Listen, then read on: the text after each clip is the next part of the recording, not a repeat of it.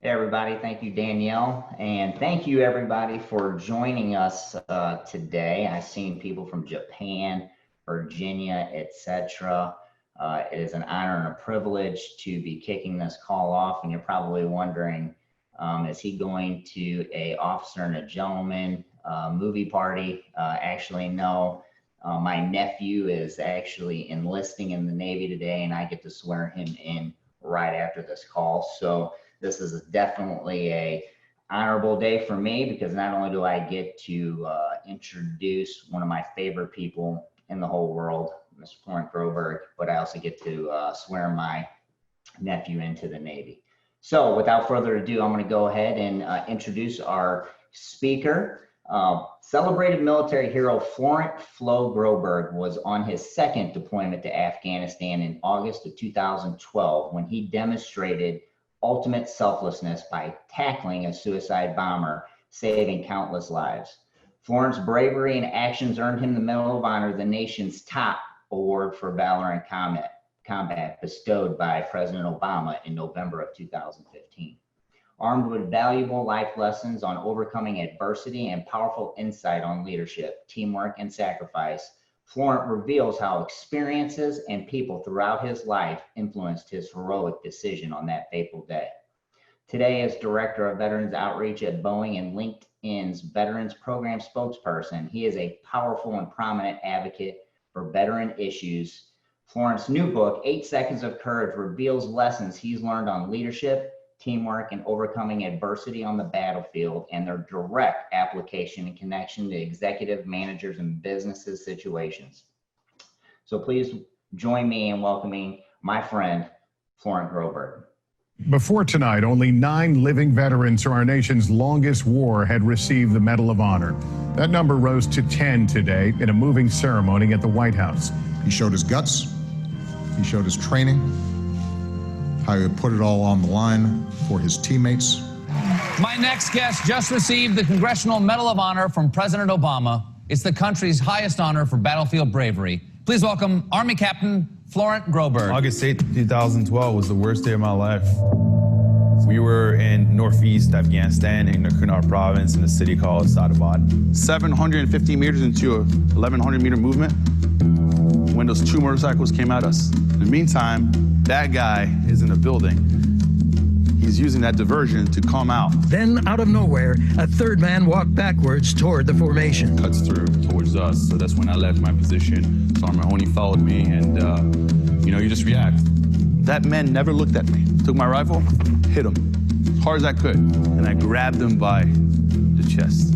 I thought about, I need to get this guy as far away as possible and as quickly as possible right now. And as he hit the ground chest first, he let go of the trigger and he detonated.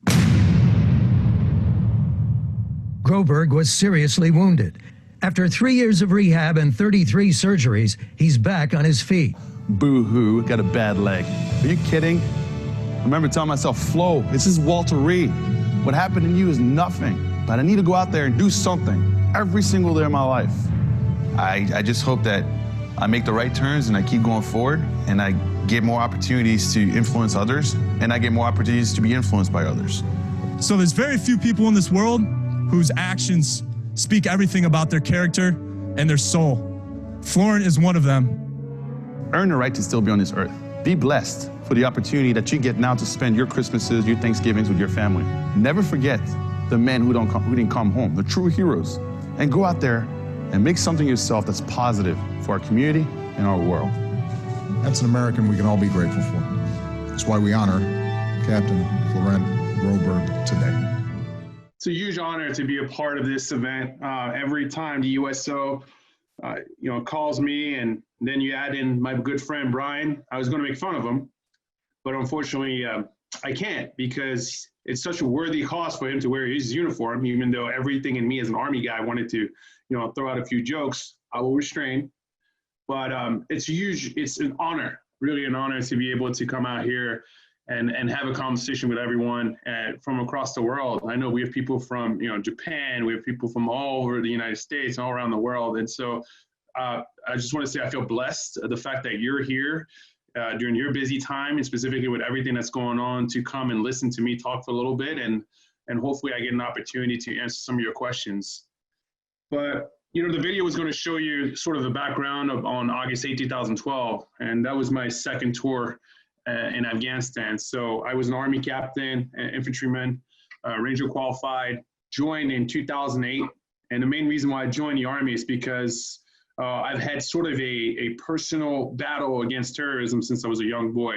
My uncle Abdou was killed in 1996 by a terrorist organization called a GIA in Algeria, where he was fighting, you know, radical Islam.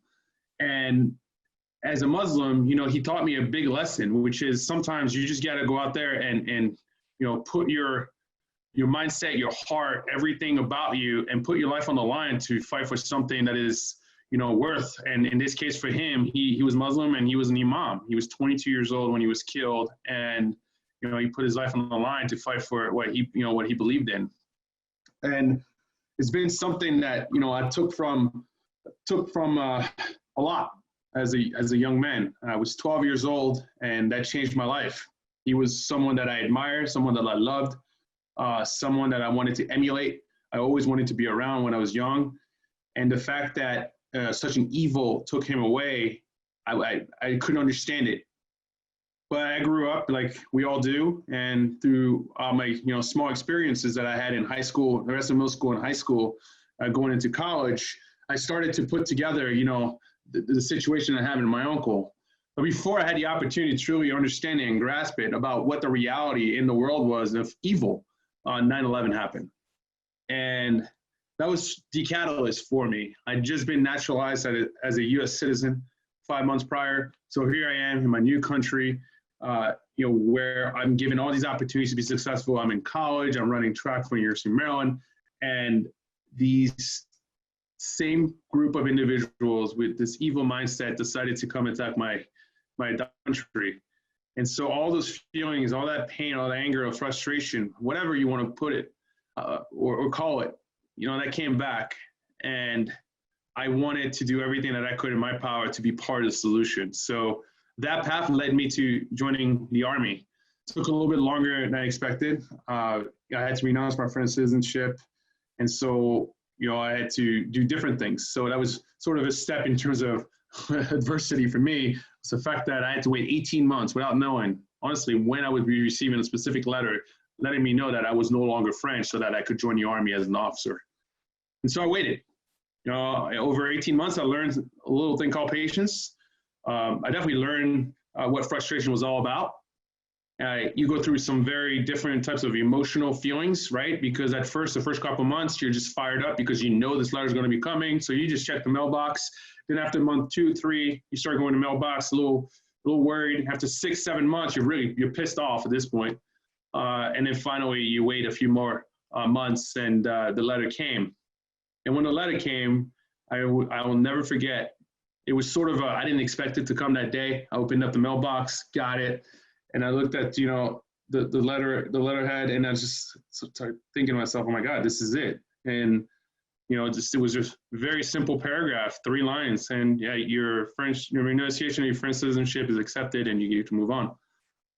If you ever want to apply for being a French citizen, you go through the embassy, all good stuff. And that was it. That was my journey to the Army. And I was that guy. So some of you is probably, you know, I'll check the chat here, make sure I get to see some of the comments as I'm speaking. But it's, I was that guy at basic training, that annoying freaking dude that was just excited to be there. I literally had taken a pay cut from over $105,000 as a 23-year-old to go in and make whatever, $27,000. But every day I got up in the morning, right, and I was fired up to go PT, fired up to go to chow, fired up to go to training. And people used to tell me, like, man, what is wrong with this dude? Like, why are you so fired up? And the reason I was happy is because this was the moment I've been waiting for my entire life. I wanted to be just like my uncle, who is from a different country, a different world, a different faith, right? He's Muslim, Lutheran, but I wanted to be like him. I wanted to, you know, emulate everything about him that made him so special to me. And to him, to me, and to our family, it was selflessness. You know, his selfless service to go out there and serve his religion, serve his family, serve his people, and put his life on the line at such a young age, and not come home.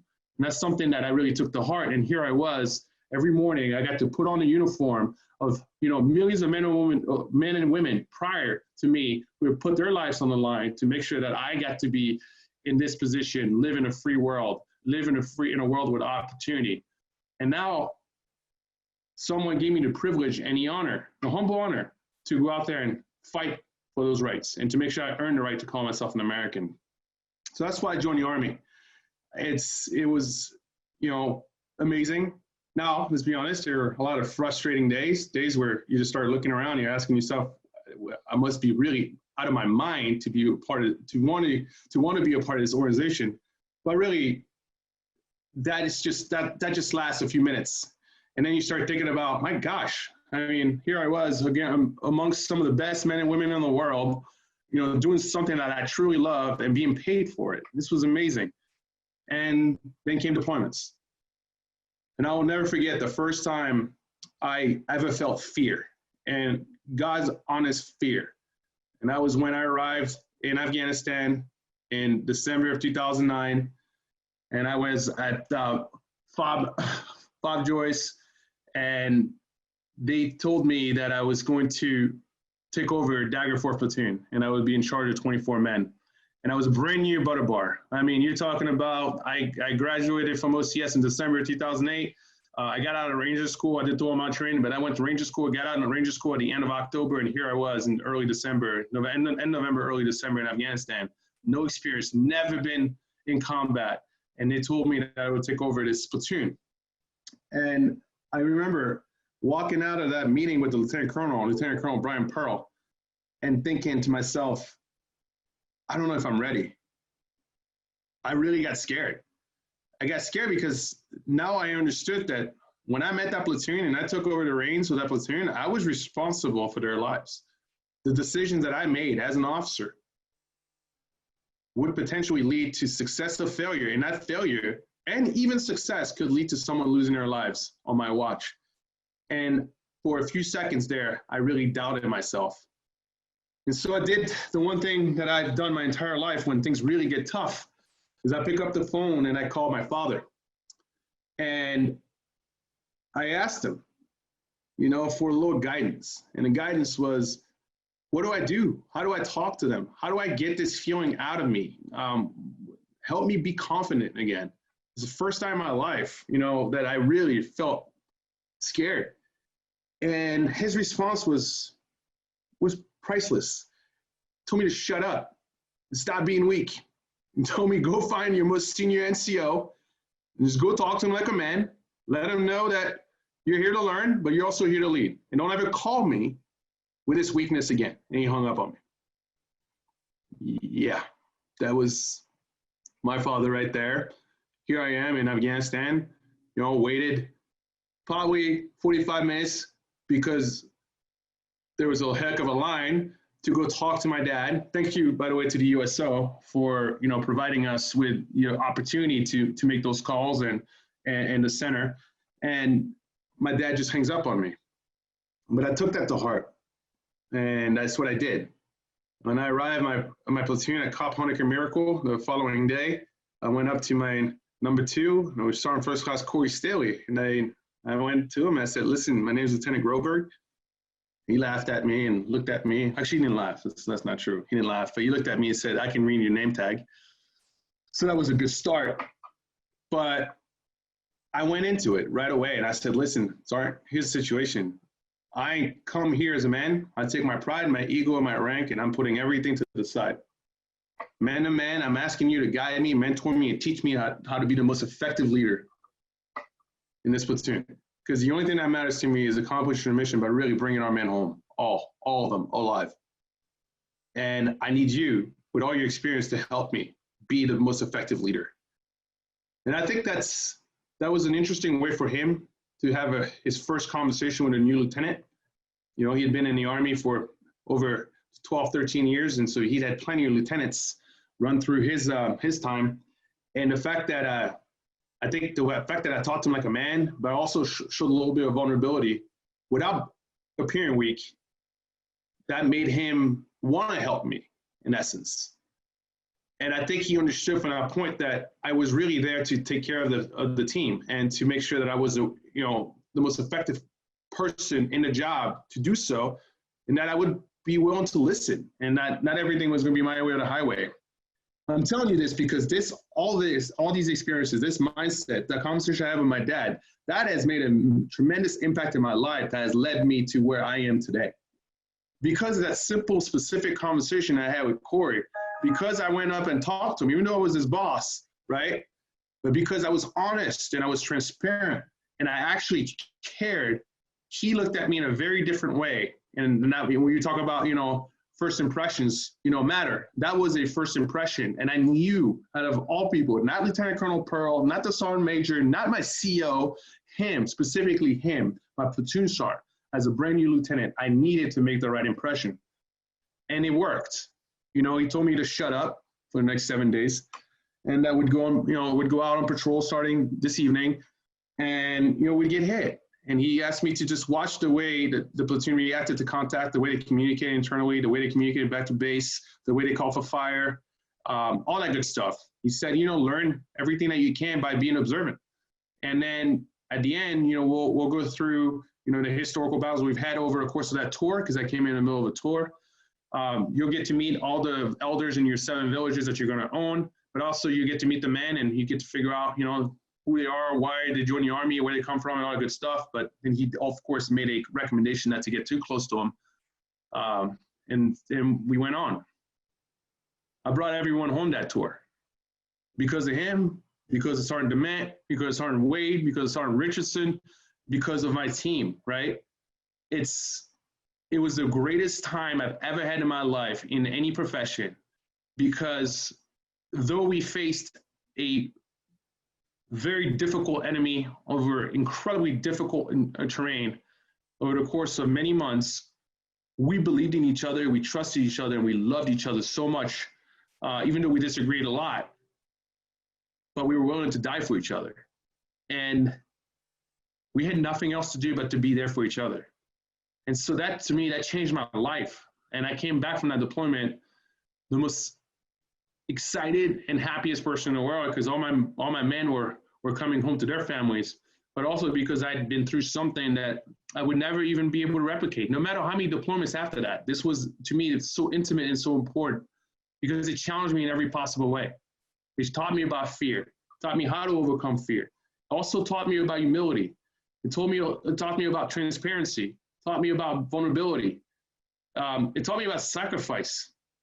And these are things that you had to endure and learn on the fly, fully understanding that the next day, you or your teammates might not come home. It made me a man, in essence, right? A better person than a man. My second tour, though, was different. I ran a team that was, that I got to pick across the brigade for the brigade commander. I ran a specialized security detail. And the job was simple. It was just, to coordinate and protect. That's it. Coordinate the brigade commander's movements around 45 different outstations, 6 different provinces in Eastern Afghanistan. And, when we got on the ground, make sure I coordinated with the receiving unit and just protect the boss, whether it was a key leader engagement meeting or a patrol to go to a different town to shake hands, rubbing, cutting, or to go talk about, very important strategy sessions with different, partners. Whatever the mission was, our job was to protect them. And we had to do everything that we could to not put the boss in specific, dangerous situations, though it is Afghanistan. And though, if you know anything about his background, now it's Major General Mingus, he was not afraid to go out there in theater to go see the troops at every single outpost, and to go through some really tough terrain and some where the enemy threat was very real.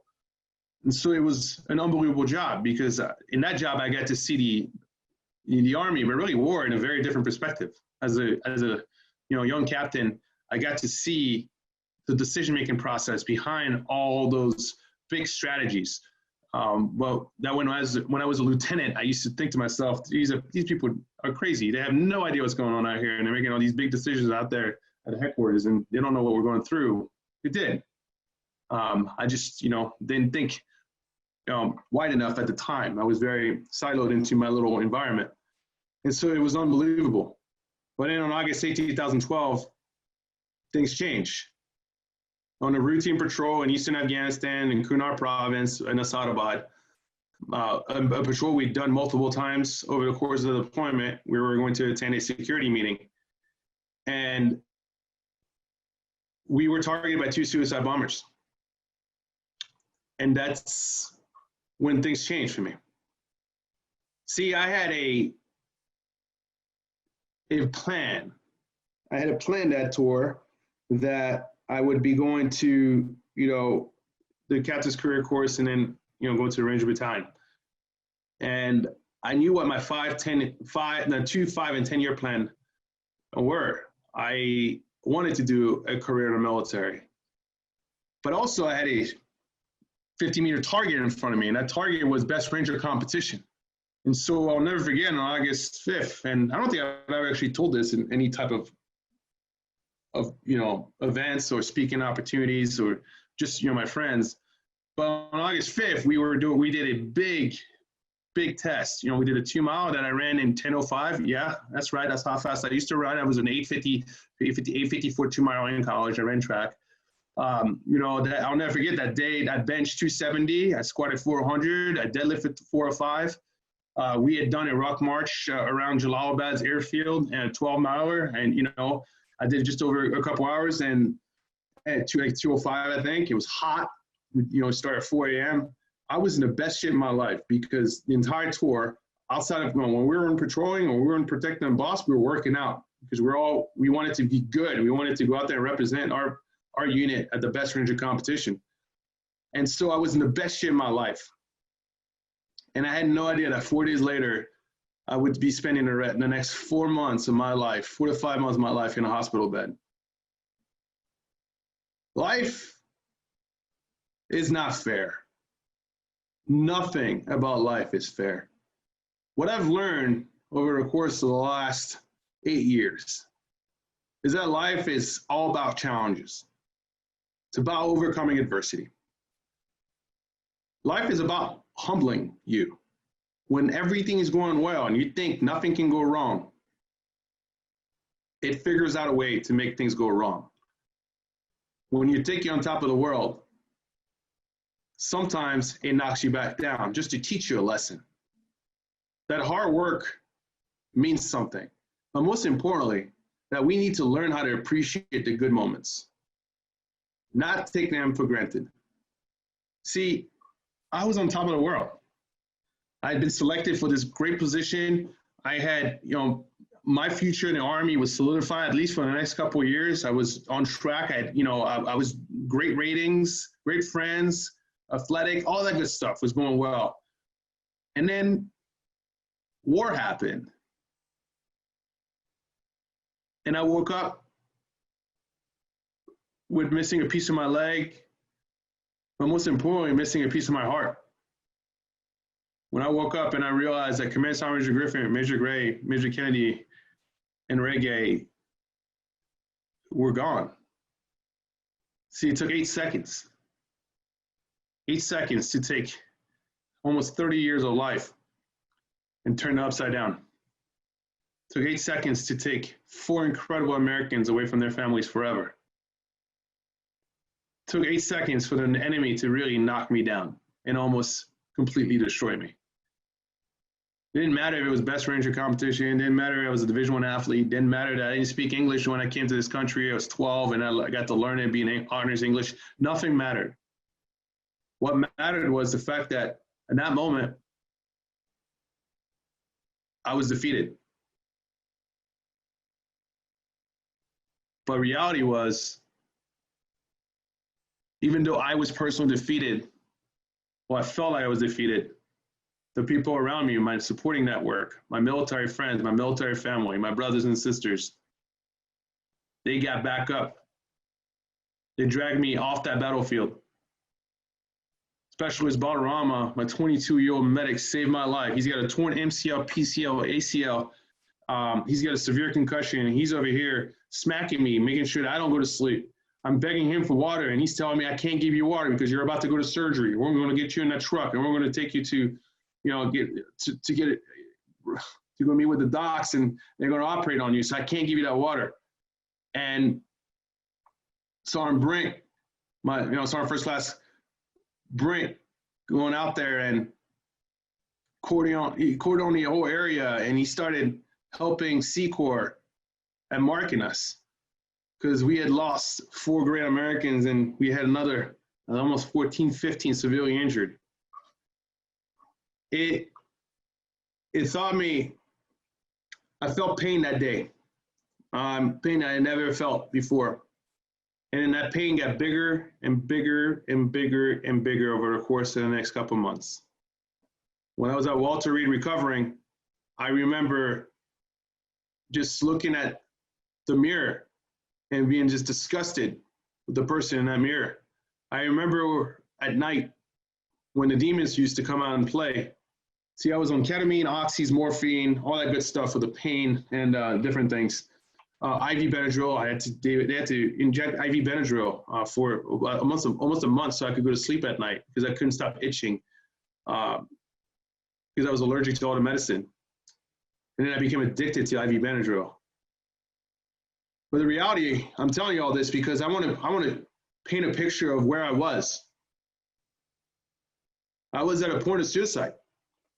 You start thinking about how you're going to do it because you really don't like who you are. You don't feel like you deserve to be on this planet. You feel like you failed. It was my patrol. I ran that security team, and somehow 2 suicide bombers came and attacked us.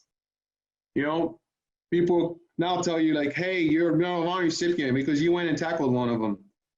Who cares, man? I did my job.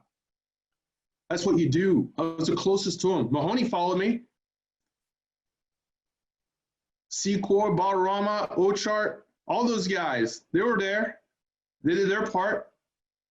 I tasked Ochart in one job that day. He switched position with me because I felt real uncomfortable when we landed. I just had that sixth sense something was bad. And after you've been in so many combat situations, you trust your instincts. And I asked him specifically, I need you to, in case something happened, if you see me go one direction towards something, I need you to grab the boss and take him the opposite way. I don't know why I told him to do that day. It just happened, right? I just felt it. And he did exactly that. As soon as I started moving towards like the threat, he took the boss and moved him away and saved his life.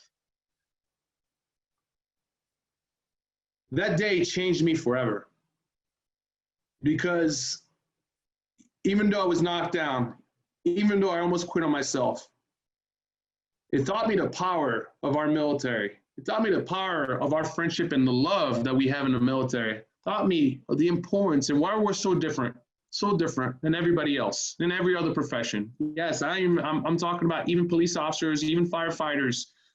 It just cannot compare. The training, the time away from our families, the thousands of miles away from everyone else, everything that we know of, everything that we love, away from sports, away from theater. The consistent threat that we live under, specifically in combat situation, and the fact that we can still operate and still succeed and still love is so powerful to me. And I learned that in the hospital when Travis Mills, a quadruple amputee, came in and with a big smile on his face, and he rewired me in 15 minutes. I overcame my own demons because of the people around me. What they did is they showed me the light, and they opened up a door for me to walk through. But I'm here today because I had to walk through that door. I had to internally find the courage. I had to have the mental fortitude to go through that door. And it was difficult. And what I needed was a purpose. I needed to be reminded that I was still worth something on this earth, that I still had an opportunity to take my life and make something of it and to change other people's lives. And Travis gave that to me in 15 minutes. He reminded me that we all have a story to share. We all have the opportunity to share something with someone else that's potentially going to help someone that we never thought it could. You never know, he said, when someone is going to be really down, and what you share with them and how you listen back could mean everything to them. And so he challenged me. He reminded me that I was an officer and I took an oath to be a leader. And so as a leader, I needed to get off my butt and stop feeling sorry for myself and go do my job.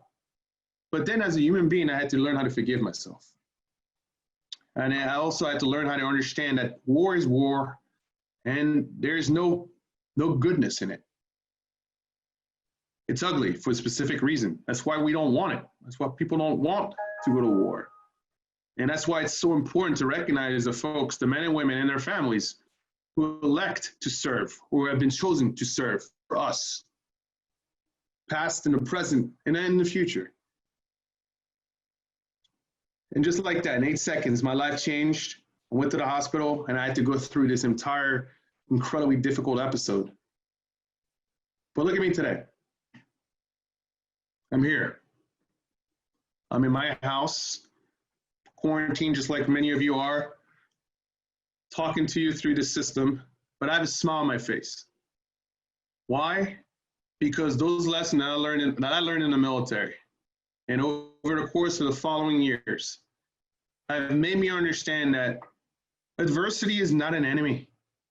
Adversity is an opportunity to realize where you stand. It is an opportunity to humble you.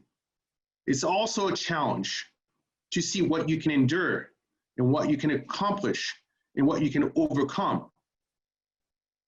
I am no more special than any single individual that I've ever served with. They are not more special than I am either.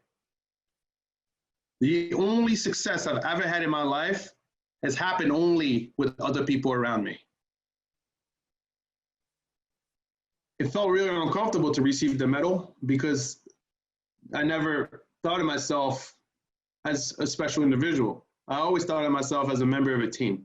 And so when you get singled out, specifically when you're for your brothers, Command Sergeant Major Griffin, Major Gray, Major Kennedy, and Reggae, who are not there, it really knocks you down. But like every single one of them would have told me, earn it. So I went into the Army with the idea of earning the right to call myself an American. I left the Army with this purpose of earning the right to still be breathing, because so many of my friends have died for that right, for that honor. And so it's changed me. But I wanted to also tell you that right now we're going through a really difficult time. Just like 8 seconds, right? My life was changed in 8 seconds. Ours was changed overnight. This COVID-19 changed the way we communicate with people, what we can do with our freedom, the way we can work. It has challenged many folks in the sense that they can't even go to work anymore if they lost their jobs. We have to learn how to be patient. We have to be able to better understand each other, but most importantly, listen to each other. And it's so hard, right? Many of us are frustrated. Many of us are angry. We've seen it. Many of us are confused. But what have we learned in the military? I learned in the military that letting my fears, letting my frustration, and letting my anger lead the way results in people potentially dying. But when I trust the people around me, when I'm open to listening, but I'm also decisive in making decisions, when I know the understanding of sacrifice a little bit, for the greater good, even though it doesn't make me feel great, it's not fun, it challenges me in ways that I'm part of the solution. See, our training in the military, whether you serve or you're a family member, has sort of given us an opportunity to be leaders in our world, in our environment right now. Because we sort of understand what enduring means. We understand the word sacrifice. We also understand the word of like, let's follow some of the rules, right? I mean, I follow the rules. I do. That's who I am. They tell me to wear a mask, I wear a damn mask. They tell me to stay home, I stay home. Right? Does it suck? Yeah. Did I not see any of my friends for 3 months? 100%. Did I enjoy it? Absolutely not. Did my wife enjoy it? You have to ask her. But did I also infect anyone? No. Did I have it? Don't know. Here's the thing. That was my decision. And I made that decision because I understand that I am not a subject matter expert when it comes down to that stuff. I am not an EMT. I am not a doctor. I am not a nurse. I am not in the military anymore. I have zero purpose in helping right now other than just follow the damn rules and stay away from people. And so that was my battle. And it was difficult. It sucked. It hasn't been fun. And everything that's happening now makes it even more difficult. But you endure. And then I did it by doing something else. I challenge myself every single day, like I have since August 8, 2012, and finding a positive in a very negative situation. And in this very negative situation, the positive that I had was, it was the first time in my entire relationship with my wife that I had the opportunity to spend multiple days in a row with her. That I wasn't traveling to represent something or going to work somewhere. That I actually could wake up, work out with my wife. We both go to work, and me upstairs, her downstairs, have lunch with her and dinner with her, walk the dog, be with the dog, all these little things. And these things that I obviously I've taken for granted. And every morning I've been waking up and I'm just, thank God, and I'm blessed with this opportunity to be with the people that I love. Well, really the person I love. And it's made me realize that I married the best person for me, that I look forward to every single day with her. And also scares me a little bit because I know that the world's going to go back to some type of normal very soon, thank God, knock on wood. And then I'm going to have to start traveling again, and I'm going to miss the heck out of her. But that's another topic. I'm telling you this because I want you to find a positive in this negative situation, whether it's COVID-19, whether it's, the changing of a job, whether it's transitioning, right? Or whether it's something that's really personally has affected you and you just, it frustrates you, it makes you angry, it makes you incredibly sad. I challenge you to take 5 minutes away from everyone and just put yourself in a room. For me, it's the bathroom, believe it or not. We used to call it the library. And just to really just get away from everything and clear your mind and talk it out if you need to out loud, and just find that one positive in a negative situation. August 8, 2012 is positive. I have 4 new families. The Grays, the Kennedys, the Grays, the Griffins, and the Abdel Fattahs. I think I just said Grace twice. I spent Christmases, I spent Thanksgivings, I spent Memorial Days. I will be flying to San Antonio area with Grace family on the 7th of August, and then I'll be flying to Wyoming to spend August 8, 2012. August 8, 2020. Our Alive Day with the Griffins, because it matters to me. They're my family. There are people that, aside from August 8, 2012, I wouldn't have spent this much time with. I wouldn't have had these experiences and memories that we've had together. And my life would be very different.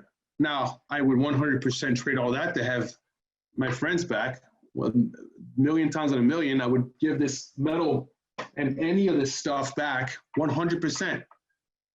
Because it's not about that. It's about the love and the reality of serving and the people you serve with.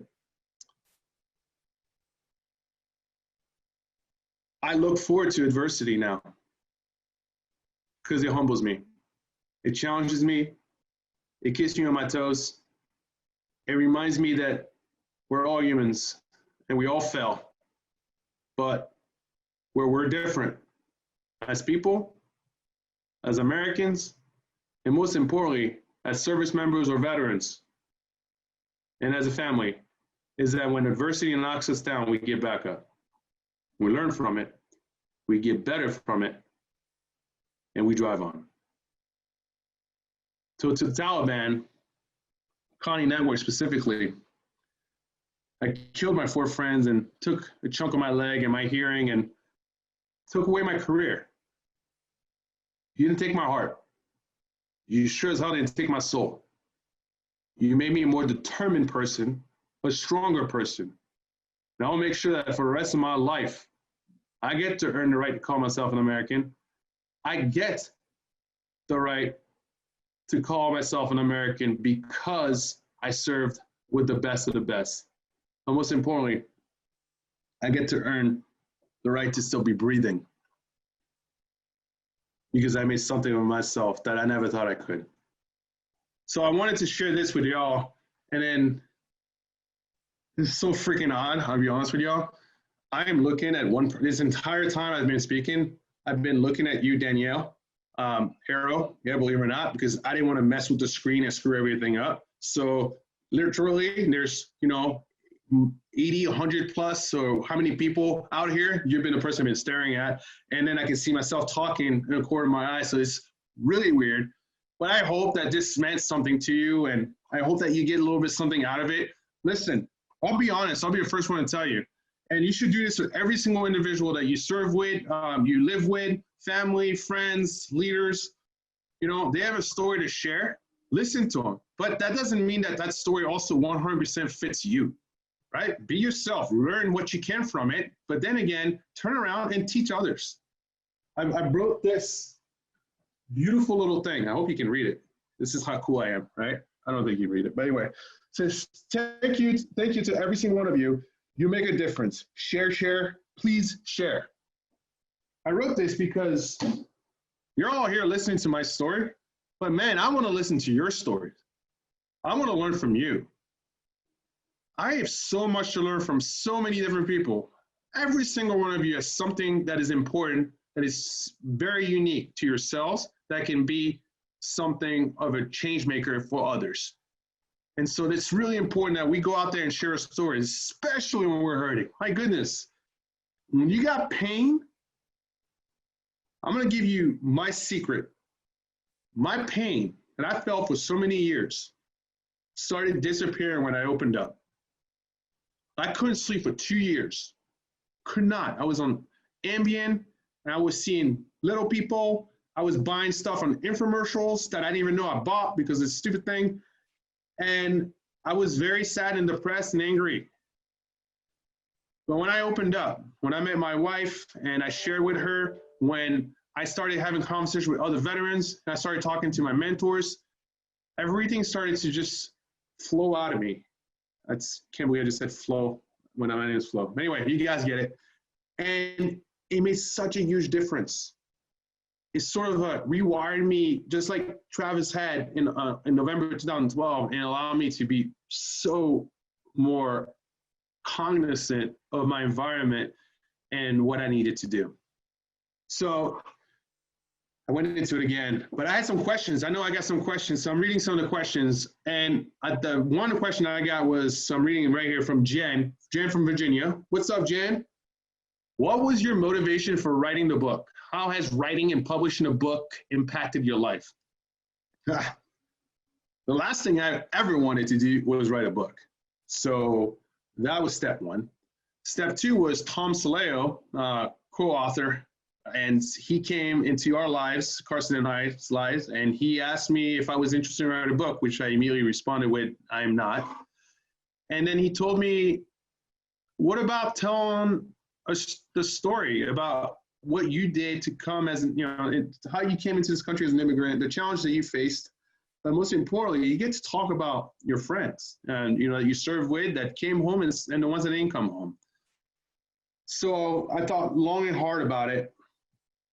The idea of writing a book never crossed my mind ever. And I made a few phone calls, and I told Tom that I would write this book if I had the opportunity to write about Griffin, about Gray, about Kennedy, and about reggae. And only if the families accepted, me from doing so, but most importantly, they took part in it to tell their story to the loved one. And then I got all their thumbs up. All the families were excited about the opportunity.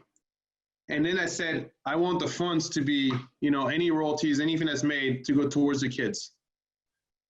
So if this book's a success, we don't want to touch any of that money. But most importantly, I want to tell a story in every chapter that highlights someone who impacted me and got me through it. And so my chapter 1 is my uncle, and Ranger School, Gallardo, and then every other chapter you get to see someone that's been in my life that impacted me to get through some really tough times. And then we have an awesome opportunity to tell the stories of the 4 men we didn't come home in August 2012. But writing sucked. I hated it. 9 months. I absolutely hated everything of it. We started with a ghostwriter. And so Tom, and so he would record me and then write, and then I hated everything he was writing because I just didn't like my story. And I wanted it to be perfect. I wanted it to be accurate. And so in the end, what happened is I started writing all the chapters. I would give them to Tom. Tom would edit them, send them back to me, and then I would give them to my wife, and she would rewrite the whole thing.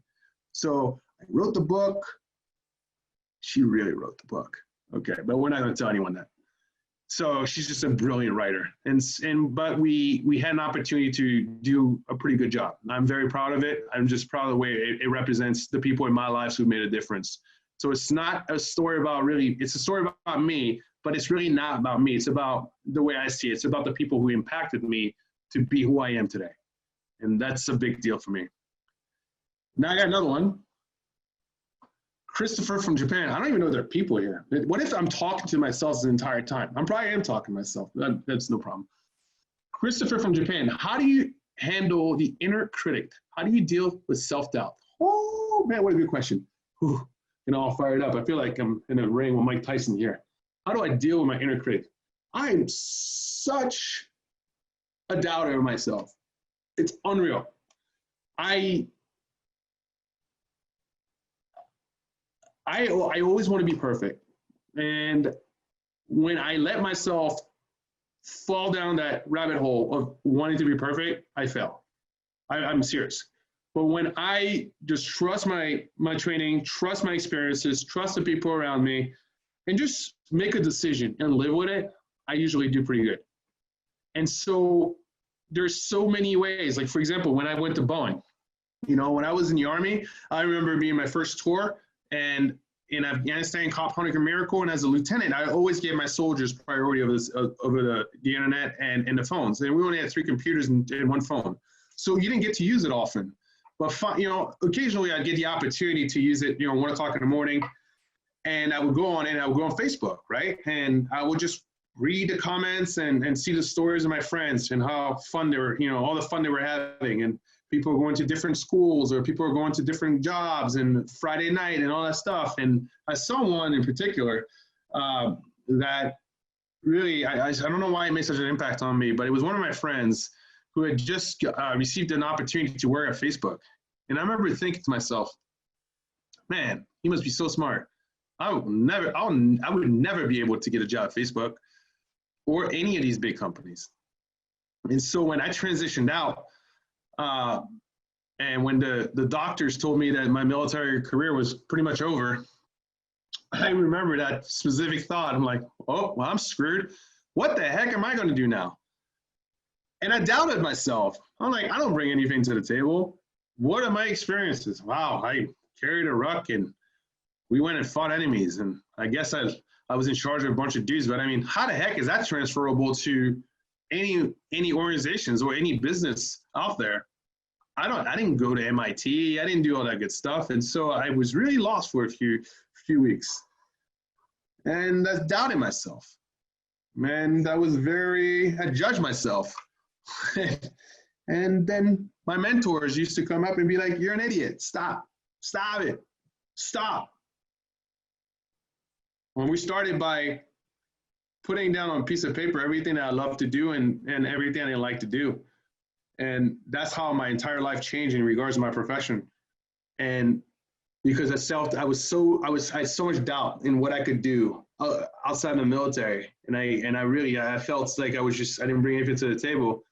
And when I started writing down things I love to do, and then we started sort of like, creating a roadmap in terms of like, well, you like to do this, well, at least this type of profession. I started like putting dots together, like, oh, I guess I could do that. Oh, what do they need in this?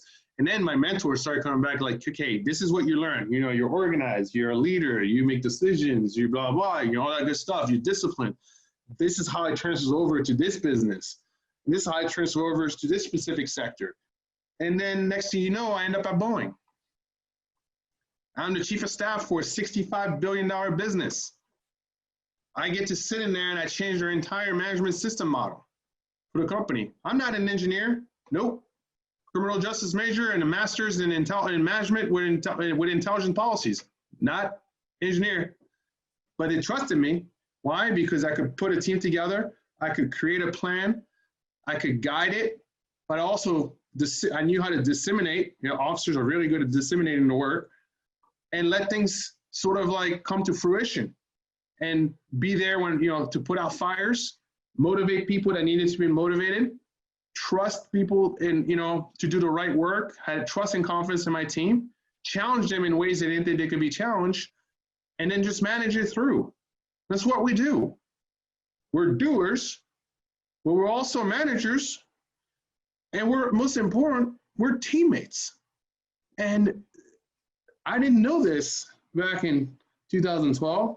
I didn't know that every one of my experiences in the military have allowed me to go to a Fortune 25 company and be successful as an executive. So if I can do it, anyone can do it. But most importantly, to this day, everything that I start, I have a small doubt internally. And that doubt is, you can't do that. No way, dude. No chance. But instead, I tell myself, all right, let's see. Let's go. What do I have to lose? Nothing. Nothing to lose. Everything to gain. I got one more here from Leo from California. What are your thoughts about changing career paths and following your passion after transition? Brother, do it. Do it. Do it. Do it. I don't care what anyone tells you. Freaking do it. Follow your passion. You've earned it. Of all people, you put on a uniform, you put your life on the line for others, you sure as heck have the right to go follow your passion. Even if you never wore a uniform, you have the right to follow your passion. Look, it's going to be scary. I did it, right? I was just using Boeing as an example. It was very scary, not knowing that I didn't know the difference between a single aisle and a twin aisle airplane. I really didn't know the characteristics of a 787. I had no idea about suppliers. I had no idea about regulators, about customers, and all that good stuff in an entire sector, in the whole industry. But what I did know was I'm a hard worker. I'm a quick learner. I will work, nights and weekends to get myself caught up. And I'm not afraid to go out there and fall on my face, because when I fall on my face is usually when I learn best and I get right back up. Also, I have tough skin. So these are the things I brought to the table into this entirely different world. And yeah, I fell on my face multiple times. I still do occasionally. But I am not afraid to voice my opinion. I'm not afraid to ask a question. And again, I'm not afraid of failing. And that's really been something that's helped me. But I follow my passion. The day that I'm not happy about something, I go do something different. That's just why waste it. Life is precious. Life is short. And it's all about what you make of it. So go do it. Absolutely, man. Follow your passion. During this one is, I know this is from Brian. He wouldn't even put his name, but I know it's from Brian. During the transition process, how well educated were you about your veteran benefits, and what do you know now that you wish you knew then? So I was pretty well educated. I'm not gonna lie to you, because that's who I am. I am this psychotic individual who goes out and just reads everything he can read about everything before he does something, so that way I can be well prepared. I always usually miss something, but I do a pretty good job. Now, one thing that I did while I was in the military is I used my VA loan. And I thought that was one of those things that was incredibly massive for me in terms of, I didn't want to pay someone rent, put it this way. I didn't understand the idea how that made sense for people to pay rent when the VA could, give me this X amount of loan, put no money down, and,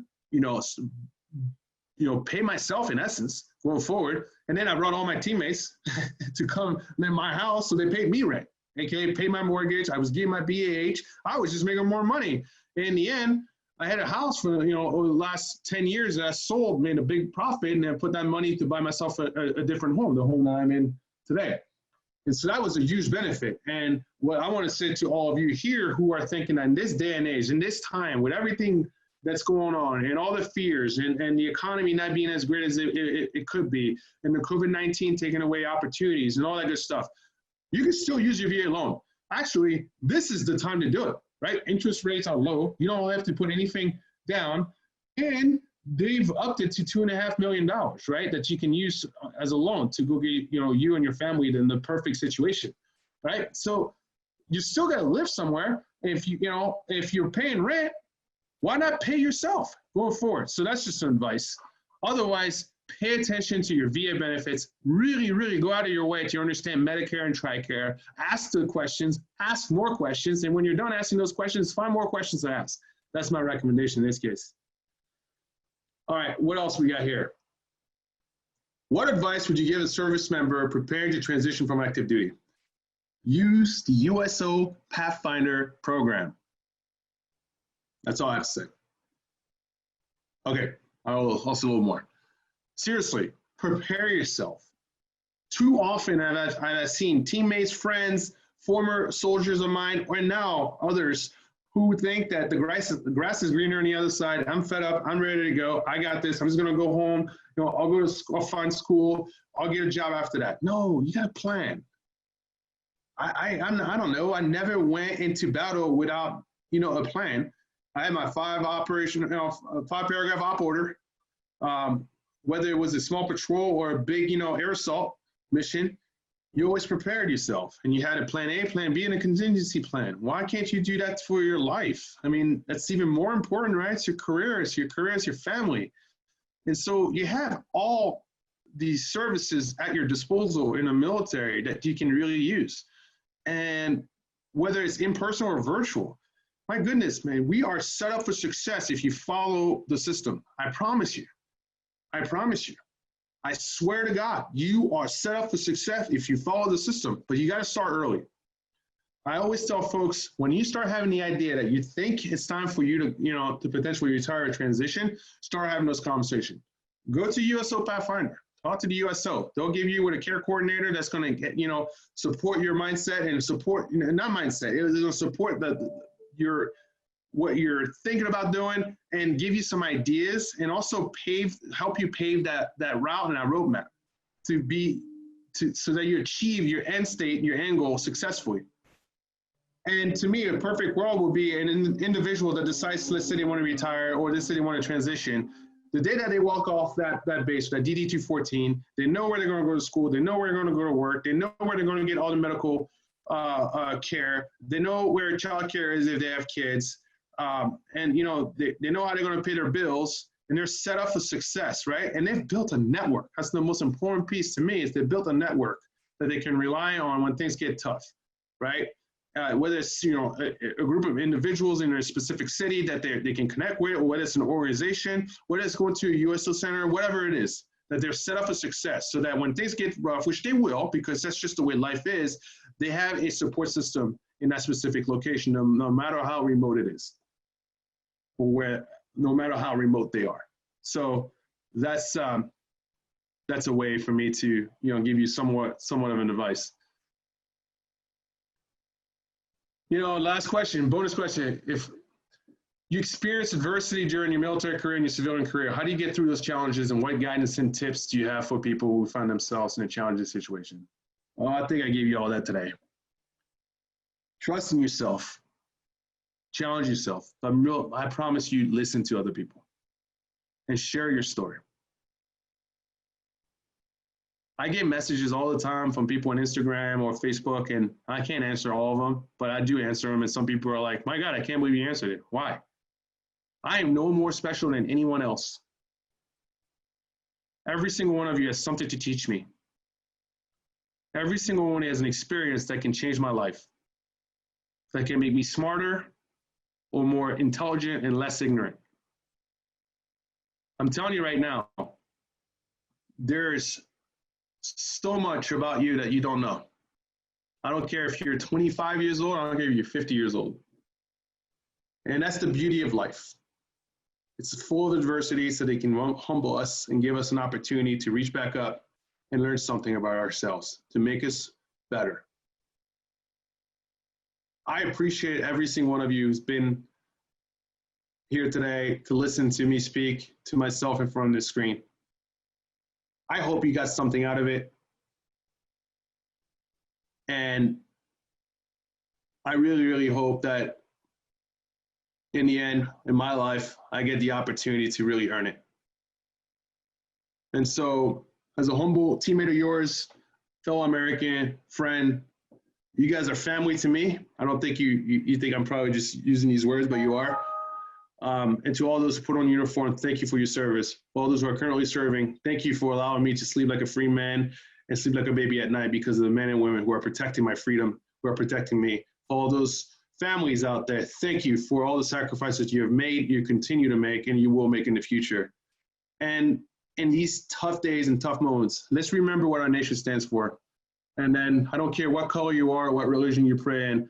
Last time I checked, when I went to combat, I had people from every ethnicity, every religion, and even sexuality, and we were ready to die for each other, and because we loved each other, and we still do. So that tells you a little bit something about who we are. And our military represents the best of us. Thank you.